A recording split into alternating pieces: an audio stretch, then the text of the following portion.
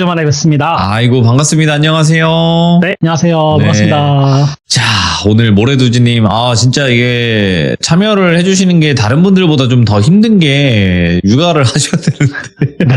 네, 애기 키우고 있는데. 근데 애기가 어리잖아요, 아직. 근데 네. 자나요, 지금? 네, 잘 자고 있습니다. 저희는 그나마. 좀 일찍 자는 편이어서. 그나마 다행입니다. 도와주고 있어요. 네, 원래는 이렇게 재우고 야식이라도 먹어야 될 시간에 이렇게 참여해 주셔서 다시 한번 감사드립니다. 네, 저도 참여해 주셔서 감사드립니다. 아닙니다. 자, 오늘 모래두지님께서 해주실 이야기 어떤 이야기일지 바로 한번 그냥 들어보는 게 또 좋을 거라고 생각하거든요. 네. 네, 바로 출발을 해보도록 하겠습니다. 렛츠고! 기리십니다. 모래두지예요.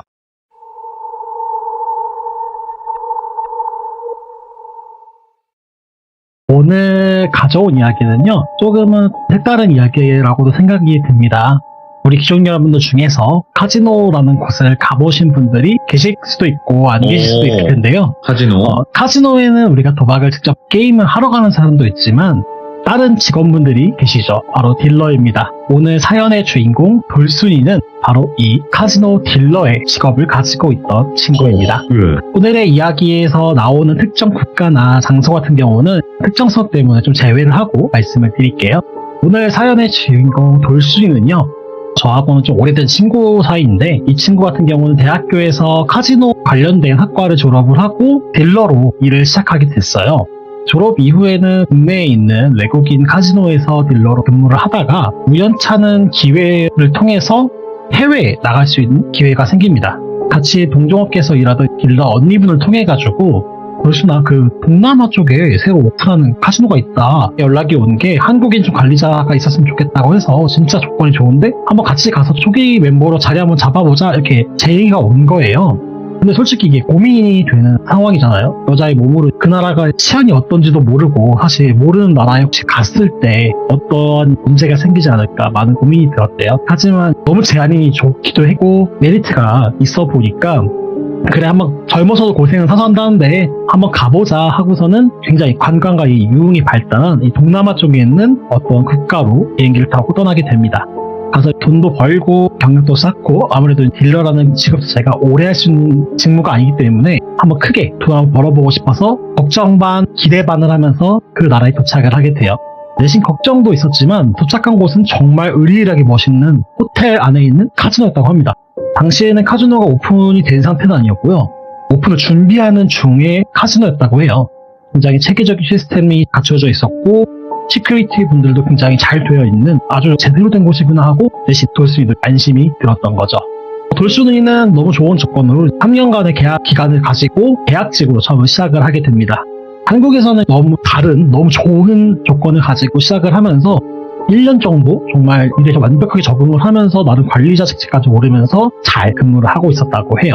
특히나 다양한 나라의 손님들을 상대하는 베테랑이 되어가고 있었고 돌순이의 테이블에서도 본인이 테이블에 나가서 딜러로 활동을 하면서도 나름 경력이 좀 쌓이다 보니까 일에 있어가지고 외국 생활이 좀 익숙해졌다고 합니다. 그러던 중에 30대 한 초반 정도로 보이는 그 한국 남자 돌비를 만나게 돼요.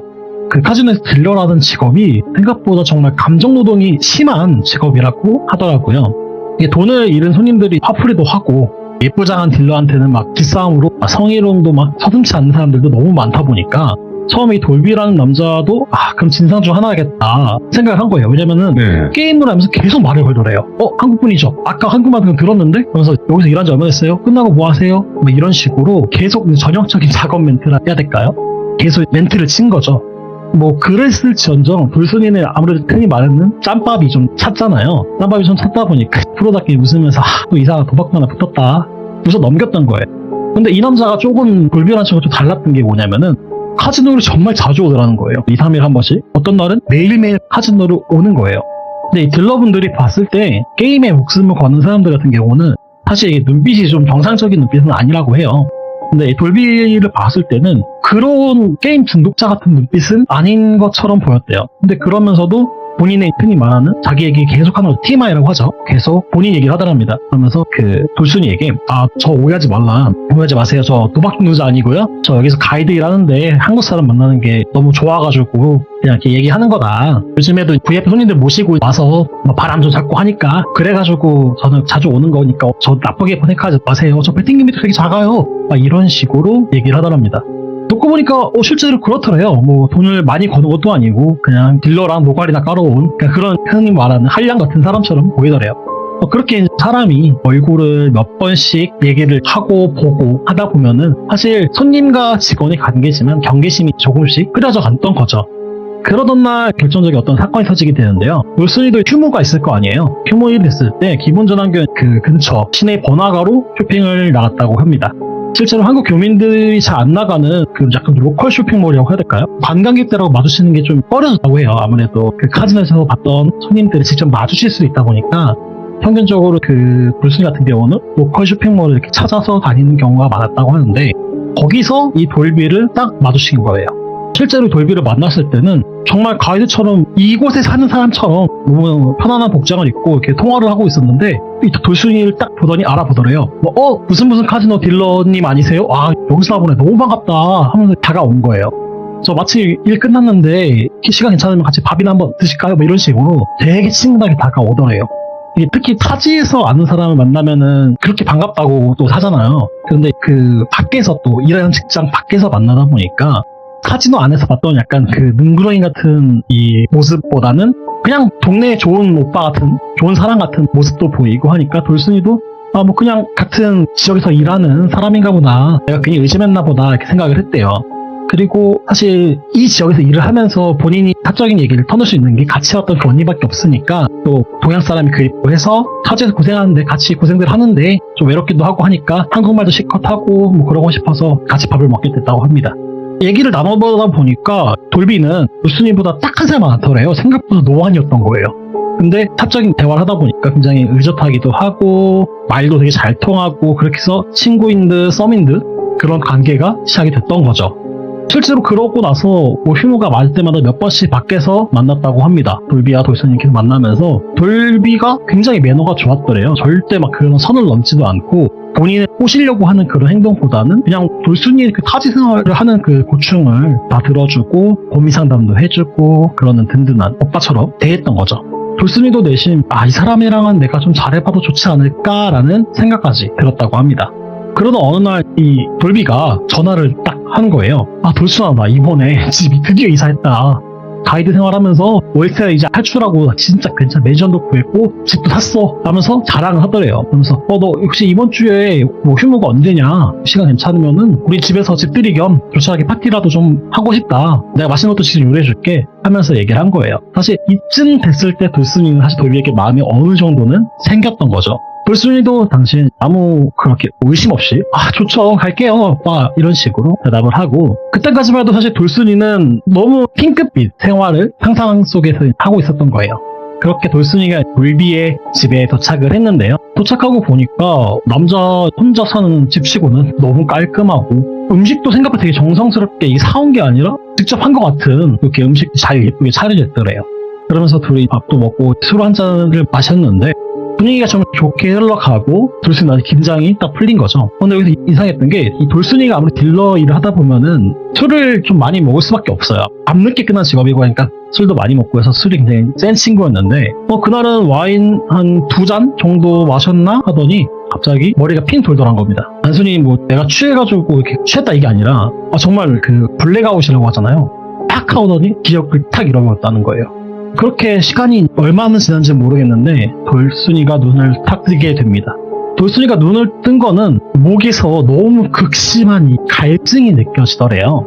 목이 타들을 것처럼 마른 느낌이 들고 또 머리는 무슨 망치로 맞은 것처럼 띵하고 아파하면서 몸을 겨우겨우 일으켜가지고 눈을 딱 떴는데 돌비는 보이지가 않고 아까 마셨던 그러니까 술을 마셨던 그 소파가 있던 방도 아닌 자기가 다른 방에 눕혀져 있더라는 거예요.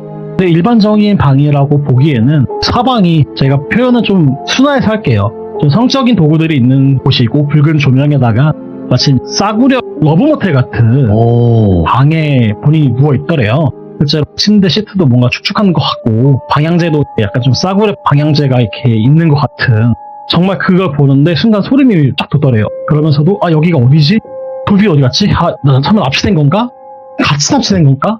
그 상황이 이게 확인이 안 되는 거잖아요. 지금 이 상태에서는. 그나마 다행이었던 거는 돌순이는 다행히 손발이 막 묶여있거나 어디에 뭔가에 상처가 있거나 이런 건 없었더래요. 손발에서는 자유롭고 머리만 아프고 목만 좀 마른 갈증인 상태였는데 한 2, 3분 정도 지나니까 상황이 좀 파악이 되더래요. 본인의 가방도 없어져 있고 핸드폰도 없어져 있고 신발도 보이지 않고 그래서 이게 진짜 무슨 상황인가 싶어서 돌순이도 막 패딩에 빠져서 덜덜덜덜 거리고 있는데 이게 생각보다 방음이 잘 안 되는 것 같더래요. 밖에서 누군가 통화하는 소리가 들렸는데 자세히 들어보니까 돌비였던 거예요. 근데 통화를 하는데 한국말이 아니라 굉장히 영어로 유창하게 영어로 막 얘기를 하고 있는 거죠. 돌순이는 상황이 지금 본인이 정상적인 상황은 아니잖아요. 그래서 귀를 딱 대고서는 그 내용을 들었다고 합니다. 듣다 보니까 돌순이는 사실 영어를 잘하는 편은 아니었어요. 하지만 듣고 이해를 하는 것은 이해가 됐는데 들리는 말은 Don't worry, she is real 하면서 얘기하면서 real 카지노 딜러 이런 식으로 얘기한 거예요. 굉장히 어리고 20대야 뭐 이런 식으로 얘기하는 게 막 들리더라는 거예요. 그러면서 본인의 귀에 딱 꽂혔던 게 Price is fixed, no discount 이 얘기가 딱 들리더래요. 그 순간 내가 딜러 20대? 가격? 큰일 났다. 나 납치다 이거. 그제서야 상황이 파악이 됐다는 겁니다. 사실 돌비가 돌순이를 납치한 게 정황상 너무 확실했던 거죠. 돌순이는 그 썸녀가 아니고 상품이었던 거예요 사실은. 근데 이게 지금 단순하게 본인의 매로의 연결인지 아니면 제 때문인지 돌순이는 알 수가 없잖아요. 그렇게 막 고민에 쌓여있는 중에 딱 결정적인 한마디가 딱 들려오더랍니다. 오케이, 1 hour, be ready 딱 얘기를 하더래요. 1시간이라는 시간이 딱 들리더라고요. 1시간? 1시간? 1시간 뒤에서 누가 오는구나. 돌순이에게 남은 시간은 딱 1시간이었던 거죠. 그러니까 탈출을 하던 내가 여기서 뭔가 일을 내던 1시간이라도 승부를 봐야 된다. 도망을 치던 내가 여기서 어떻게든 나가려면은 이 1시간은 승부를 봐야 될 텐데 어떻게 하지? 막 눈물이 나는데도 정말 머리를 짜내면서 고민을 했대요. 근데 그 와중에 소리는 못 내잖아요. 소리를 내면 누가 들어올 테니까 지금 돌비가 들어올 수도 있고 돌비 말고 다른 사람이 있을 수도 있으니까 정말 입술을 꽉 깨물면서 주변을 막 둘러보는데 왜 우리 싸구려 모텔에 보면은 침대가 있고 앞에 테이블 위에 보통 잿더리 같은 게 있는 곳들 있잖아요. 예? 그 잿더리가 있는데 그 잿더리가 생각보다 굉장히 두꺼운 크리스탈 잿더리였대요. 영화를 보면은 왜 이걸로 사람 머리를 치면은 크게 기절하거나 그런 장면들 있잖아요. 그러다 보니까 돌순이도 저거다. 저거밖에 없다. 내가 지금 무기를 쓸 수 있는 게 저거밖에 없겠다. 하고 그거를 챙겨서 그 묵직한 유리 젖들을 다 챙긴 다음에 내가 어디서 어떻게 하면은 딱 성인 남자를 제압할 수 있을까? 지금 제가 이 이야기에서 좀 빠졌는데 돌순이는 참고로 키가 한 163 정도에 몸무게는 한 50kg대 굉장히 좀 여리여리한 친구예요. 그러다 보니까 골비라는 남자 같은 경우는 키가 180은 넘어 보였대요. 몸무게도 90kg 이상 돼 보였고 본인이 이길 수 있는 방법은 하나밖에 없잖아요. 이거를 내가 머리를 치는 것밖에 없다. 그러면 내가 어떻게 해야 되지? 그 테이블을 정말 조심히 그 문 경첩의 반대쪽에다가 테이블을 올렸대요. 그 위에다 올리고 그 위에 올라간 거죠. 돌순이가 올라간 상태에서 내가 여기서 비명소리를 지르면 돌비가 들어올 거고 그때밖에 없다 라고 생각을 한 거예요. 그래서 문이 열리는 경첩의 반대쪽에 그 테이블을 두고 올라가 있던 거예요. 그러면서 정말 심호흡을 한번 크게 한 다음에 정말 있는 힘껏 소리를 꺄하고 질러다는 거예요. 그러니까 밖에서 돌비가 욕을 하면서 뭐야 문을 팍 열고 들어온 거예요.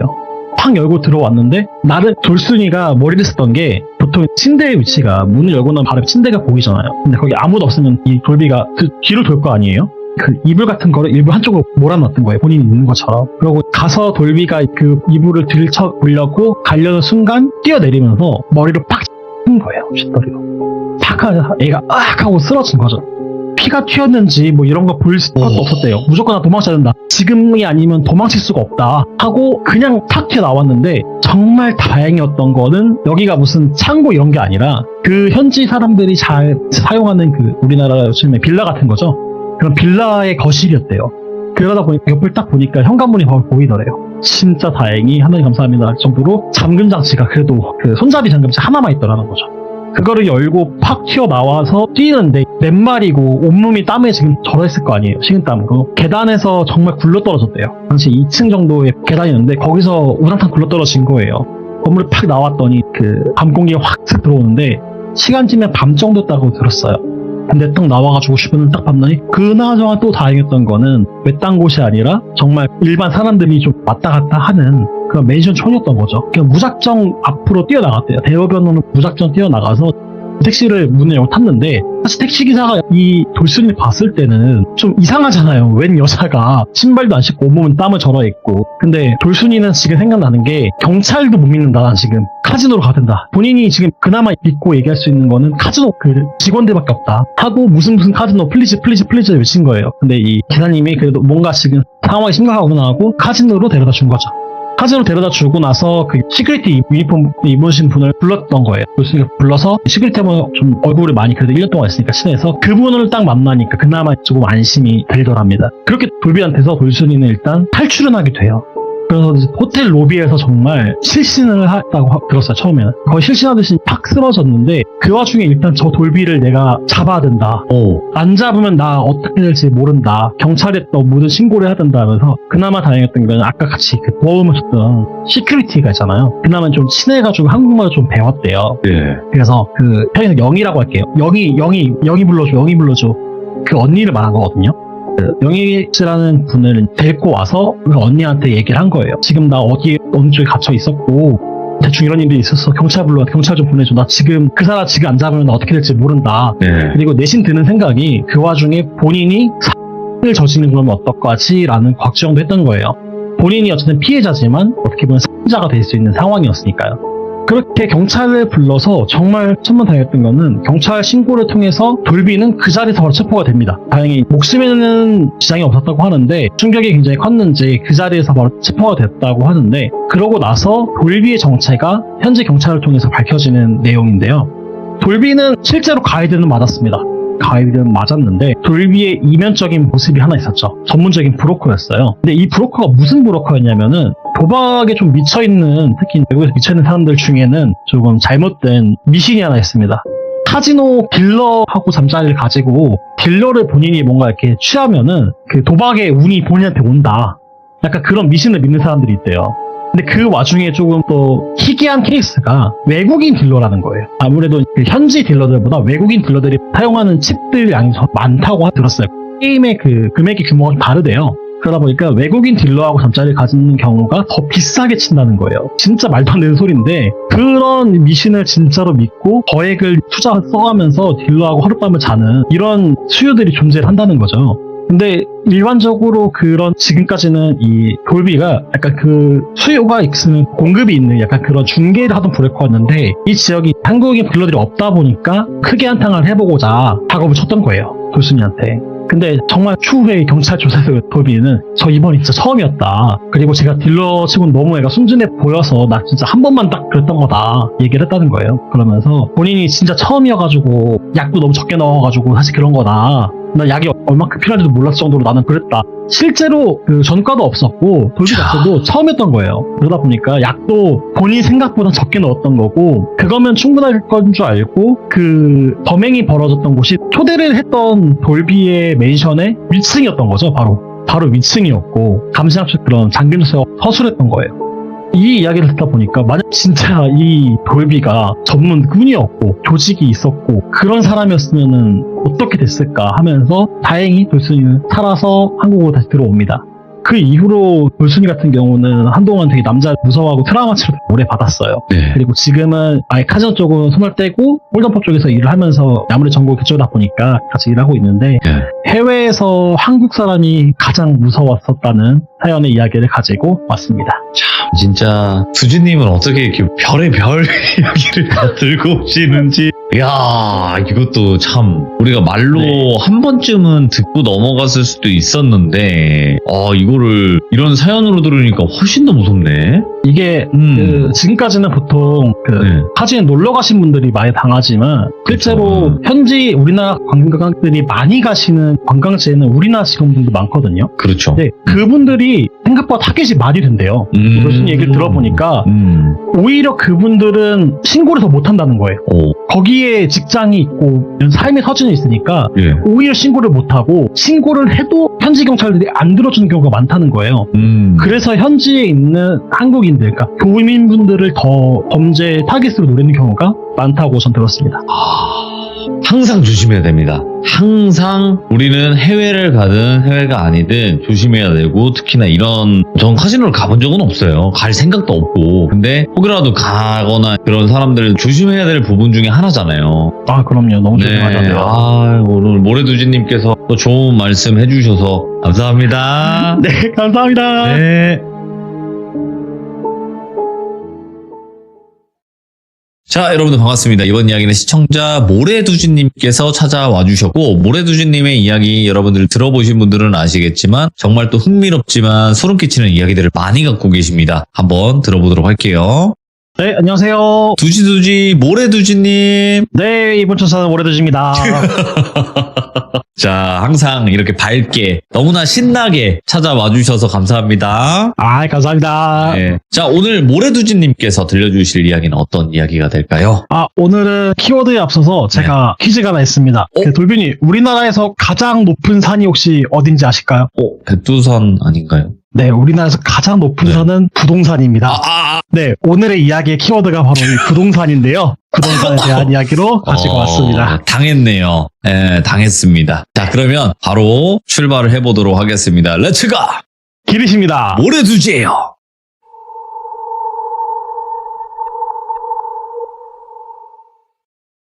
오늘의 이야기의 주인공 돌비는요, 제 대학교 친구이자 얘기한 적 없지만 제가 법학을 전공을 했어요. 이 친구 같은 경우도 같이 법학을 공부했던 친구인데, 이 돌비는 민법을 전공하면서 졸업과 동시에 공인중개사 자격증을 취득하게 됩니다.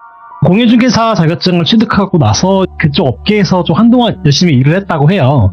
그러던 중에 연차가 어느 정도 쌓이고 한 6, 7년 정도 현업이 있다 보니까 갑자기 드는 생각이, 내가 그래도 부동산을 매물로 거래를 하는 사람인데 언제까지 월세 생활할 수도 없고 전세도 좀 그러니 내 집을 한번 마련해보자 라는 생각이 들었대요. 근데 앞서도 말씀을 드렸다시피 우리나라 부동산 정말 비싸죠. 그리고 6, 7년 정도 근무했다 해도 군대 갔다고 나면 30대 초반, 20대 후반 나이잖아요. 돌비 친구도 그 당시에 29살 정도의 나이였는데요. 일을 하다 보니까 그 돈을 모아도 집을 살 정도로 많이는 모으지 못했어요. 그리고 부동산을 이제 업으로 하고 있지만 이게 어떻게 보면 자영업이다 보니까 대출도 잘 나오고 그런 구조도 아니었거든요. 그 와중에 돌비가 눈을 돌린 곳이 법원 경매라는 것을 알게 됩니다. 주변에서 법원 경매를 통해서 매물을 구매를 하고 그 매물을 판매하는 부동산 업자분들도 많이 계셨대요. 네. 그런 선배 부동산 업자분들을 통해가지고 법원 경매를 조금씩 배워간 거죠. 그러면서 정말 본인이 가고 싶어 했던, 살고 싶어 했던 지역에 마음에 드는 매물이 하나 나온 거예요. 그 매물을 보면서 본인 자체가 부동산 중개업 하니까 막 경매 권리 분석부터 해서 말소기준 권리라던가 등기부 등본들을 열심히 확인을 해보겠죠. 등기부 등본이나 매각물건 명세서 이렇게 보면서 건조단 설정일이라던가 말소기준 정말 꼼꼼히 봤대요. 꼼꼼히 봤는데 딱 하나 빼고는 너무 집이 깔끔하고 괜찮고 위치도 너무 좋으니 괜찮겠다 했던 게 대항력 없는 유치권자가 있다라는 문구 하나만 있던 거예요. 근데 실제로 이 대항력 없는 유치권자들은 굉장히 많습니다. 법원 경매를 통해서 집을 구매할 경우에는 말 그대로 원집주인이 집을 임대를 하고 있을 경우도 있고요. 본인이 살고 있는 경우도 있는데 이미 법원에서 이 사람에 대해서는 대항력이 없다라고 못을 막은 거기 때문에 어떻게 보면 안전한 매물이죠. 그래서 이 돌비도 이건 내 거다 마음을 먹고서는 해당 경매에 참여하게 됩니다. 정말 다행히 본인이 생각했던 가격보다 적게 낙찰을 받은 거예요. 잔금을 치르고 소유권 이전을 잘 마친 다음에 남은 미션은 바로 명도, 그 집을 비우는 겁니다. 법적으로 대항력이 없는 점유자다 보니까 이사비 정도 주면은 금방 나가겠다 하고 이 친구도 되게 자신만만했던 거예요. 근데 그렇게 원집주인하고 통화를 시도를 했는데 처음에 통화가 되지 않더래요. 직접 찾아가서 문도 두드려보고 내용 진정면도 보내도 리턴이 와야지 싸우든가 달래든가 할 텐데 그냥 무관심으로 일관을 하고 집에 있는 것 같은데도 응대를 안 해주다 보니까 진짜 이 사람 악성이다. 이거 시간 끌 필요 없다. 법적으로 나가자. 이렇게 마음을 먹었던 거예요. 그렇게 부동산 인도명령을 신청을 하게 됩니다. 부동산 인도명령이라면 쉽게 말해서 법원을 통해서 그 사람을 강제 내보내는 강제 절차예요. 이제 그 인도명령을 내고 나서 결정문이 송달이 되고 그럼에도 안 나가니 강제 집행, 그 집행관님들하고 같이 나가서 개구를 하고 문을 강제 여는 겁니다. 강제 집행을 하러 간 날이 밝았는데요. 열쇠공을 불러가지고 현관문 도어락을 뚫고 들어가는데 그렇게 보통 뚫고 들어가려고 문을 부시거나 외부에서 사람들이 많이 왔다는 소리 들리면은 나와라도 볼 거 아니에요. 근데도 가만히 있더래요. 문을 탁 열고 들어갔는데 집은 생각보다 굉장히 깔끔했다고 합니다. 아무래도 이 돌비라는 친구가 이거에 앞서서 선배분들을 통해서 강제 집행을 몇 번 나가봤는데 정말 보통 난리도 아니래요. 집이 진짜 타일을 정성스럽게 하나하나 다 깨놓는 분들도 계시고 뭐 장판이라던가 타일을 다 찢어놓는 분들 정말 많은 분들 계신데 이 집은 딱 들어갔는데 너무 말끔하더라는 거예요. 짐도 거의 이미 다 비워져 있고 그 정도니까 돌비가 괜히 내가 강제 집행을 했나 시간을 좀 더 드릴 걸 그랬나 라는 작은 생각이 드는데 문을 열고 들어가서 냄새가 나더래요. 어떤 특정한 냄새가 나는데 이게 너무 깔끔한 집에서 진짜 그 싸구려 약간 향냄새 같은 냄새하고 곰팡이 냄새 뭐 이런 악취가 비릿한 악취가 이렇게 나더라는 거예요. 그래서 이거는 뭐 환기를 안 했나? 청소 잘 안 했나? 겉만 보기 물건이 없어서 깔끔해 보이나 보다 생각을 했는데 그 원래 계시던 원 집주인분 있잖아요. 한 40대 한 후반쯤 되시는 여성분이었는데 집행관이 가서 집행 시작하겠습니다. 비키세요. 이제 나오셔야 돼요. 나가셔야 돼요. 이렇게 달래는데 저항도 딱히 안 하더래요. 보통 들어눕고 욕을 하고 난리를 막 부리셔야 될 경우가 많은데 너무 또 순수하게 일어나시더라는 거예요. 그럽시다 하고 나가시는데 갑자기 진짜 방 한복판에다가 구토를 엄청 하시더래요. 진짜 우엑 하고 구토를 하시는데 이게 무슨 일반적으로 술 먹고 이제 하는 오바이트가 아니라 진짜 그 속에 있는 게 모든 게 나오는 것 같은 구토를 진짜 막 그 바닥에다가 난리를 치신 거예요. 뭐 어떡하겠어요. 일단은 이거 정리는 해야지. 그분은 밖으로 모시려고 하고 다른 집행관분들 오서 짐은 다 빼는데 그 여성분 모든 집주인 여성분께서 나가면서 돌비한테 갑자기 얘기를 하더라는 겁니다. 딱 노려보면서 그래 어디 한번 니들이 좋아하는 법대로 한번 해봐. 대신에 내가 여기다가 두고 갈 거는 두고 갈 테니까 네가 얼마나 할 수 있나 보자 한번 보자 그래 하면서 입을 싹 닦으면서 씩 웃으면서 나가시더라는 거예요. 근데 이 친구도 봤을 때는 그냥 그럼 그렇지 저주인갑다 그냥 저주를 하나 보다 내가 뭐 당신 집을 뺏었으니까 그렇게 하시나 보다 웃어 넘긴 거예요. 그러고 나서 뭐 돌비 이 친구도 찝찝하면 좀 없애야 되니까 그리고 원래 살고 있던 그 사람의 흔적을 좀 없애야 되니까 특수청소 업체를 불러서 청소도 싹 한번 해가지고 스팀 청소를 한번 싹 하고요. 그리고 벽지라던가 좀 인테리어도 좀 손을 봐야 될 것 같아서 인테리어를 싹 정말 깔끔하게 다 했대요. 근데 그러고 나서 본인이 입주를 해서 살기 시작을 하는데 그때부터인가 이 친구가 좀 이상한 일이 생기기 시작돼요. 우리 규정님께서 예상하셨듯이 갑자기 밤마다 가위를 눌리기 시작합니다. 어떤 여자가 올라와가지고 본인 이렇게 위에 올라와서 내 집이야 이거 내 집이라고 내 집이야 내 집이야 약간 이런 식으로 반복적인 말하는 가위를 계속 꾸더래요. 그러면서 현실에서도 뭔가 문제가 생겼습니다. 아무래도 부동산 일을 하는 친구인데 갑자기 뭐 계약 사고가 터진다던가 확인 설명 그 의무 위반 그러니까 법적으로 꼭 해야 되는 거를 본인이 미스해가지고 소송이 걸리거나 잔금이 깨지거나 막 난리가 나는 거예요 진짜. 이게 이 부동산 업하시는 분들 같은 경우는 구설수에 오르는 게 굉장히 많습니다. 아무래도 동네 장사인 경우도 있고 그렇지. 그리고 우리가 그 관제수라고 하나요? 법에 관제수에 엮이게 되면 굉장히 피곤해지는 직업인데 다 꼬이는 거예요 정말.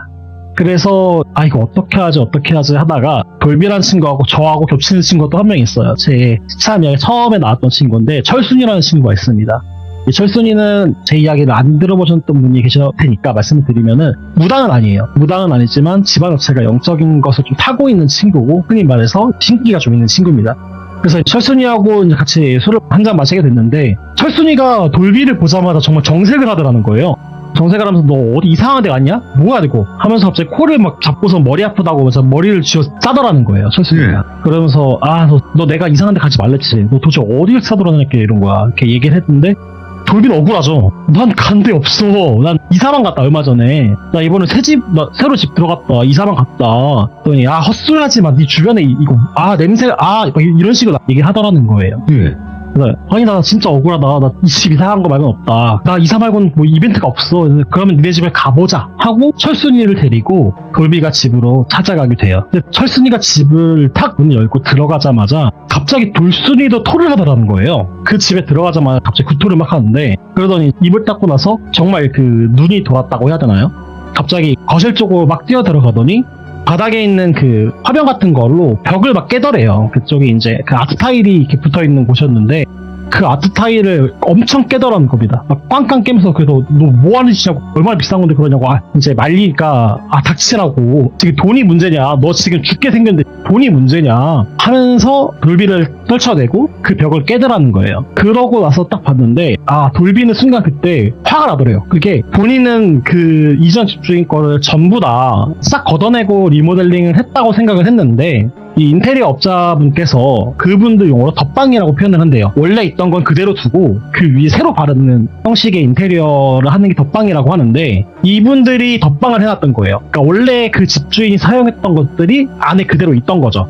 그리고 벽지가 있었고, 그 벽지를 이제 철순이가 찢어가지고 벽 안쪽을 이제 보니까, 뜯고 나니까 이게 원래 벽이면 시멘트 벽이야 되잖아요. 시멘트 벽이 아니라 약간 합판 같은 걸로 되어 있었고, 그 합판을 또 깨가지고 안쪽에 보니까 부적이었더라는 거예요. 근데 저희가 보는 일반적인 부적은 네. 그 노란색 종이에 이렇게 붉은색 맞아. 잉크로 쓰는 부적이 있잖아요. 네. 근데 딱 부적을 끄집어내는데 약간 회색빛 종이에 진짜 검붉은색 글씨로 이렇게 쓰여 있더라는 거예요. 그래서 저게 피인가? 아니면은 뭐지? 싶은 정말 처음 보는 부적을 딱 끄집어내더니 진짜 철순이가 이를 바득바득 갈더래요. 필터링을 조금 거치면 이 나쁜 여자가 이거는 보통 아니다. 이거 양밥이다. 이거 양밥이다. 이거 들어온 사람 말려 죽이려고 지금 저주한 거라고. 뭐 여기다가 바닥에 이 사람 뭐 했지? 여기부터 지금 냄새가 장난이 아니다 지금. 그러면서 그 방을 다 뒤지면서 그렇게 다 찢어내더래요. 벽지 같은 것들을 다 찢어냈는데, 자그마치 그 친구 집이 한 23평밖에 안 되는 집이거든요. 그 넓은 집은 아니었어요. 근데 그 집안에서만 자그마치 20장의 부적이 나온 거예요. 정말 다 그 새까만 부적들이요. 그걸 보고 나니까 당연히 돌비는 이제 완전 바닥에 앉아서 막 덜덜덜 떨겠죠. 이게 지금 뭐지 하는 와중에 진짜 철순이가 그러더래요. 네가 믿는 그 법이라는 게 법에만 나오는 게 권리가 아니라고, 영적인 것들이 꼬이는 권리도 있는 거라고, 너 지금 잘못 들어왔다. 그러면서 철순이가 그거를 싹 걷어가지고 본인의 시어머니를 통해가지고 잘 정리를 하겠다. 너는 일단 본가에 좀 가 있어라. 지금 네가 딴 데 가 있으면은 일단은 뭐 그런 게 없을 거다 하고 이제 집으로 보낸 거죠. 돌비를 집으로 보내고 나서 1년의 어느 과정 거쳐서 잘 불을 태웠다고 해요. 그러고 나서 다시 리모델링을 싹 하고 들어가야 되는데, 참 이게 사람이 마음이 좀 그렇잖아요. 그러다 보니까 들어가지 못하고 그 집을 다시 매매로 내어놓고 나서 조금 마음의 정리도 되고 몸의 정리도 조금 되고 나서 철순이를 다시 만나게 돼요. 이제 철순이한테 이거 어떻게 된 거냐, 그때 마저 못했던 얘기들을 조금 다시 해줘라 얘기를 하니까 철순이가 얘기를 하더래요. 이게 우리 귀족분들께서는 많이 아시겠지만 양밥이라는 게 살을 늘리는데, 이게 그 가지고 있는 구멍이 2개래요. 네. 보내는 사람이 있으면은 자기한테 돌아오는 것도 있대요. 맞죠. 그러다 보니까 그 사람도 지금 정상은 아닐 거다, 그런 얘기를 해주면서, 다행히 너는 산 기간이 거기 안에서 오래 산 게 아니어가지고 이 정도만으로 끝난 걸 거다. 근데 분명히 그 사람의 소식이 너한테 다시 들려올 거야. 근데 연락도 하지 말고 아무것도 하지 마. 그래야 네가 살아 라고 얘기를 하고, 그렇구나 하고 잠깐 시간이 지났는데, 딱 이틀 있다가 그 당시 이제 강제 집행을 도왔던 집행관님이 연락을 주시더래요.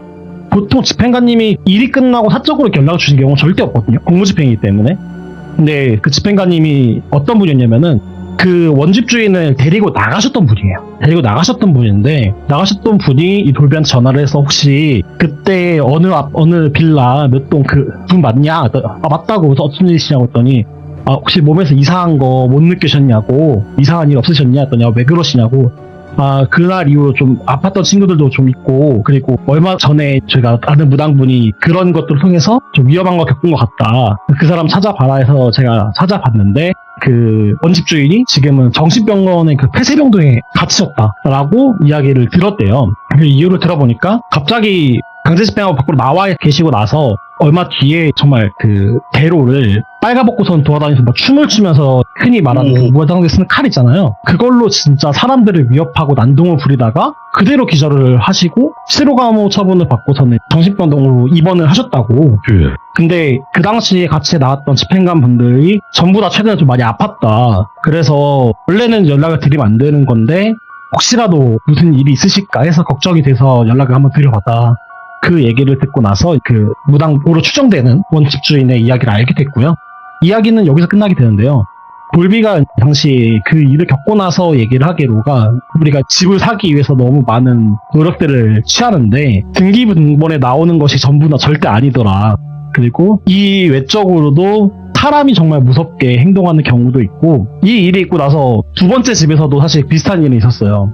그때도 법원 경매 들어갔는데 그 이후에는 그 원집 주인께서 흉기를 휘둘러가지고 돌비가 실제 다친 경우도 있었고 하면서 돌비 그 친구는 내가 집을 살 팔자는 아니구나 하면서 전세로 지금 들어가 살고 있습니다. 터를 구매하실 때는 많은 주의를 좀 기울이셔야 될 것 같다라는 생각으로 이 이야기를 가지고 왔습니다. 이게 진짜 집이라는 게 참 요즘에는 뭐 꿈이잖아요, 한마디로. 그죠. 뭔가 너무 꿈의 큰 영역. 꿈이죠. 꿈의 영역인데 이런 집을 계약할 때 정말 또 우리가 세심하게 꼼꼼하게 뭔가 봐야 될 것 같긴 합니다, 진짜. 네, 그래서 이 친구가 말하는 게 네네. 그 권리 기록부에 나오는 것이 전부의 권리는 아니다. 숨은 권리들이 있을 수 있으니 조심해야 그렇지. 된다라고 하더라고요. 오늘 모래두준님께서 어찌 보면 부동산에 관련된 이야기였는데 너무 네. 잘 풀어주시고 또 우리가 잘 모를 수 있는 부분도 해석까지 해주시면서 이야기 너무 잘 들려주셔서 감사드리고 항상 모래두준님을 응원하면서 저희는 사랑한다는 말을 전하고 싶습니다. 감사합니다. 네, 감사합니다. 네. 자, 이번 이야기는 시청자 모래두진님께서 찾아와 주셨습니다. 오늘 모래두진님이 들려주실 이야기 어떤 이야기일까요? 같이 만나보도록 할게요. 네, 안녕하세요. 모래두진님 반갑습니다. 네, 반갑습니다. 네. 오늘 반갑습니다. 아이고, 오늘 이렇게 또 모래두진님께서 발걸음을 해주셔서 감사드리고 또 육아하시느라고 항상 고생이 많으십니다. 감사합니다. 네. 자, 오늘 모래두진님께서 하실 이야기는 어떤 이야기가 될까요? 네, 오늘도 현실공포를 가지고 왔고요. 어허. 네, 제가 어쩌다 보니까 프레임이 약간 희귀공포설로 돼가지고, 네, 고르고 골라서 또 색다른 나름 분야의 이야기를 골라서 가지고 왔습니다. 알겠습니다. 그럼 바로 출발을 해보도록 할게요. 렛츠가! 기리십니다. 모래두지예요.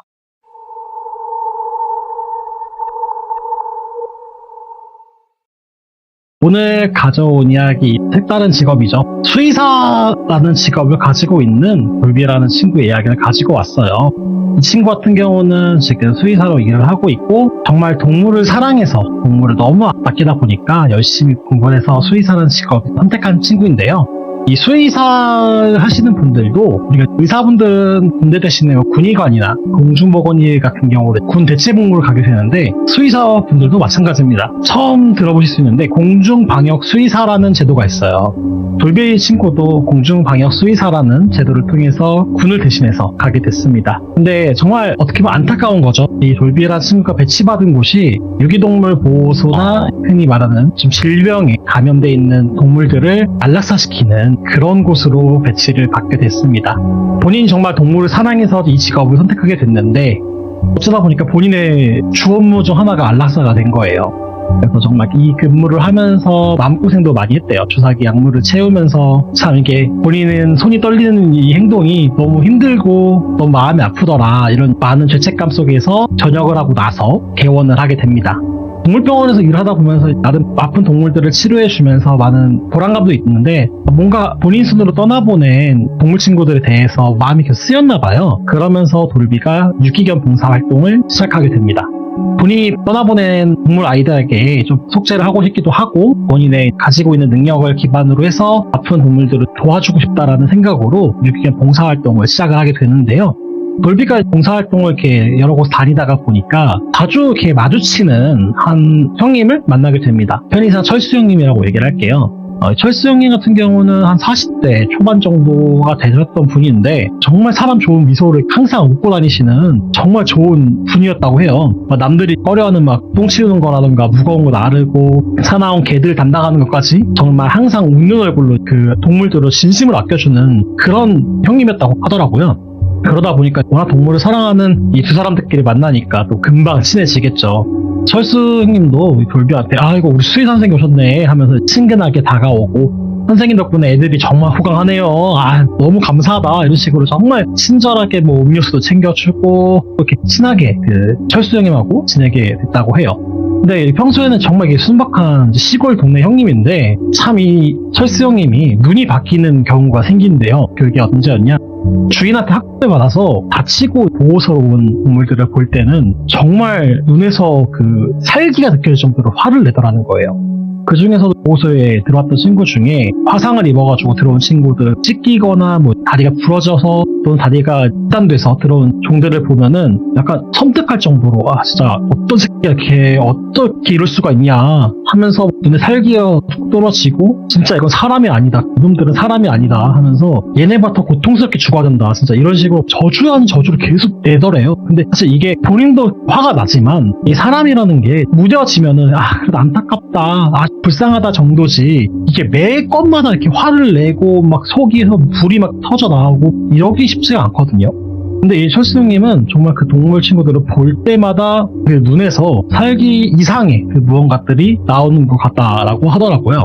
그러던 중에 어느 정도 시간 얘기하는 게 아 진짜 이 아픈 아이들도 내가 데려가서 키우고 싶다, 집에 데려가 키우고 싶다. 네, 규정 여러분들께서 아시는 분들이 계실지 모르겠지만요, 이렇게 보호소에 보호되어 있는 그 동물 친구들은 3마리 이상을 분양을 못합니다. 아무래도 우리나라에서는 또다시 이 친구들이 유기되는 걸 막기 위해서 3마리까지의 한도가 정해져 있어요.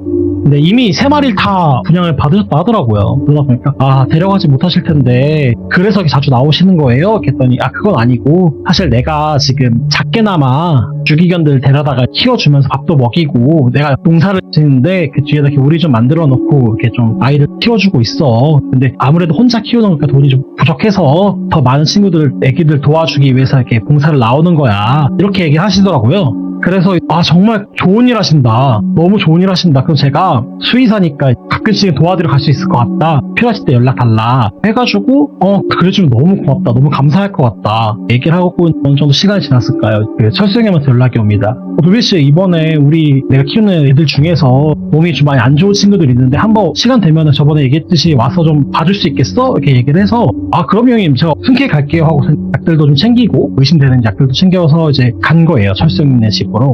돌비가 살던 곳에서는 차로 한 30분 정도를 가야 되는 한적한 시골 마을에 살고 계시더래요.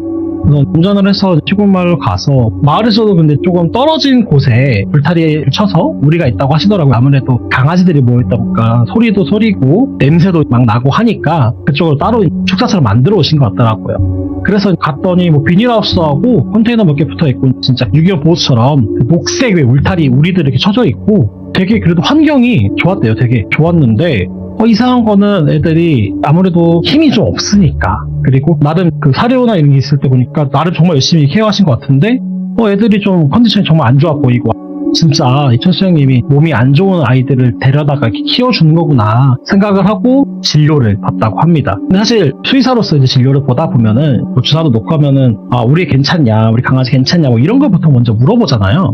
근데 철수형님께서 물어보는 게 근데 그 주사는 어떤 주사냐, 어떤 약이냐, 근데 그건 어떤 효과가 있냐, 애기들이 이렇게 많이 아프냐 뭐 이런 식으로 이렇게 물어보더래요, 그런 것들을. 그래서 아 진짜 강아지들을 너무 아끼는 분이구나, 진짜 강아지들이 어떤 약을 먹는지도 이렇게 걱정할 정도로 진짜 애정이 많은 분인가 보다라고 생각을 하고 잘 설명을 해줬대요. 이 약은 어떤 뭐 진정제 성분이고 아픈 것보다는 뭐 어떤 이렇게 설명을 해주는데 이제 그러고 나서 잘 애기들을 보고 둘이 구름과자 하나를 이렇게 딱 피면서 얘기를 좀 나눴대요. 근데 돌비 씨는 어쩌다가 일을 하게 됐냐, 이렇게 봉사를 하게 됐냐 했더니 본인 얘기를 한 거예요. 본인이 공중보건 수의사로 있을 때 뭐 이렇게 안락사 같은 것들을 막 이렇게 하다 보니까 그게 너무 안타까워가지고 같이 하게 됐다 했더니 그 안락사라는 게 그렇게 많이 수의사분들이 힘들어한다는데 괜찮았냐 뭐 이렇게 얘기를 하면서 공감을 해주면서 근데 그 안락사 주사를 맞으면 정말 애들이 하나도 안 아프게 이렇게 편하게 죽는 거야? 이렇게 물어보더래요.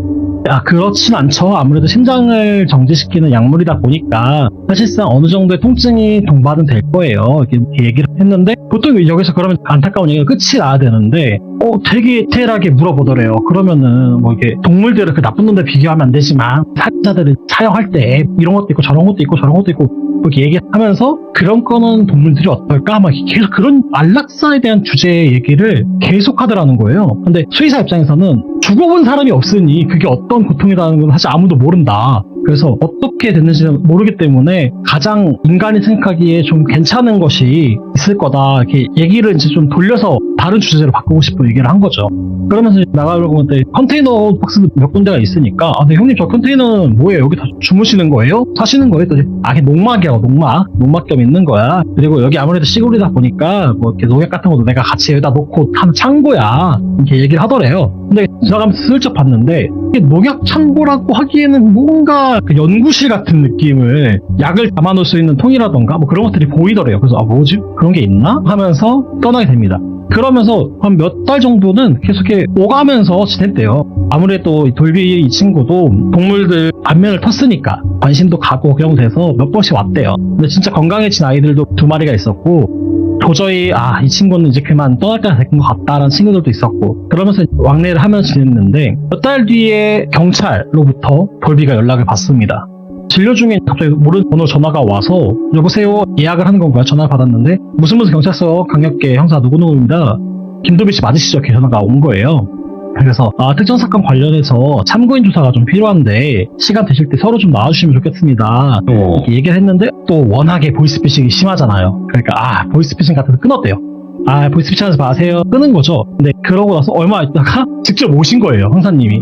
보이스피싱 의심하신 것 같아서 직접 오신 거고 사실 사건 관련해가지고 참고조사 필요하다 하면서 경찰 신분증을 보여주고 시간 되시면은 경찰서 어디로 같이 좀 가주셨으면 한다. 본인 차로 직접 가셔도 된다. 이렇게 해서 그렇구나 하고 사실 이게 경찰 조사라는 걸 처음 받아본 사람들은 겁이 많이 나잖아요. 그래서 내가 뭘 잘못했을까 하고선 조심스럽게 경찰서로 가서 참고인 조사를 받는데 형사님이 갑자기 대뜸 사진 한 장을 딱 보여주더래요.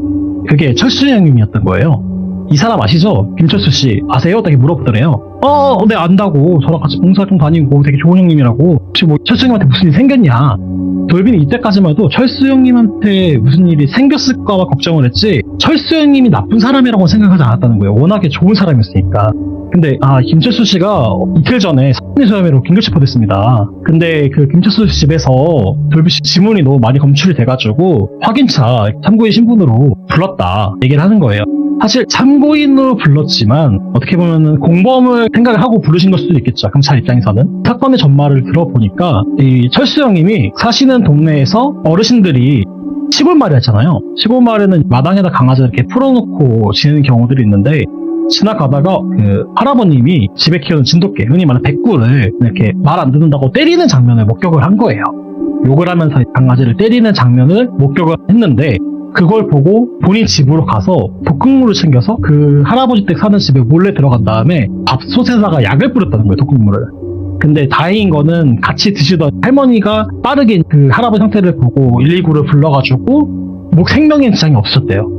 근데 이게 무슨 문제가 있으니까. 그리고 특히 병원에서도 이건 독극물이다 해가지고 경찰 수사가 이루어졌더니 이건 독극물이었고 처음에 할머니가 의심이 돼서 수사를 해봤는데 할머니는 혐의점을 같이 드시려던 건 혐의점이 없고 그래서 근처 차량 블랙박스나 뭐 이런 거 보니까 철수 형님이 집으로 들어가는 게 찍혀가지고 조사를 나갔던 거예요. 그래서 조사를 나가서 철수 형님은 조사를 해보게 되는데 그 조사 과정에서 밝혀진 것들이 정말 소름 돋는 이야기들이었던 거죠. 그 아까 연구실이라고 말했던 곳에는 동물과 관련된 흔히 말하는 동물들에 사용되는 약물들이 100에서 200가지 정도 나왔다고 들었어요. 그리고 거기에는 이 돌비 병원에서 지어진 약봉지도 발견이 되었던 거고요.